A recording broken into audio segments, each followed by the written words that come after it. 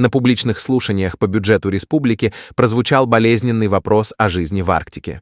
Советник главы Булунского УЛУУСа Аркадий Алексеев обратился к министру финансов республики. Развитие Арктики, да? Но на деле это получается наоборот 45 тысяч до Тикси, туда-обратно 90 тысяч, с Тикси добираться до сел, до дальних сел, еще 14 тысяч, это получается почти 30. 120 тысяч умножить на семью из 5 человек. 600 тысяч на семью. Откуда такие деньги-то?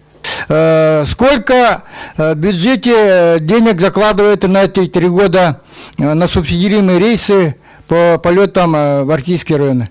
Иван Алексеев ничего внятного ответить не смог. На данном этапе средства в бюджете не предусмотрены. Аркадий рассказал, как люди не могут добраться до мест работы. Из одного УЛУУСа до другого добирались месяц. Это на минуточку врачи и учителя.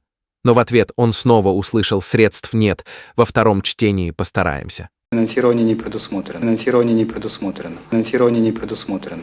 Напоследок советник главы УЛУУСа поднял вопрос о продуктах, доставка которых прекратилась на днях.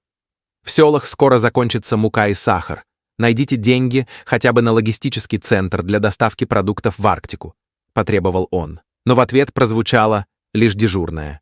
Записали. Будем рассматривать ко второму чтению. Вот так у нас идет развитие Арктики. Люди остаются отрезанными от мира, пока чиновники хвалятся на словах.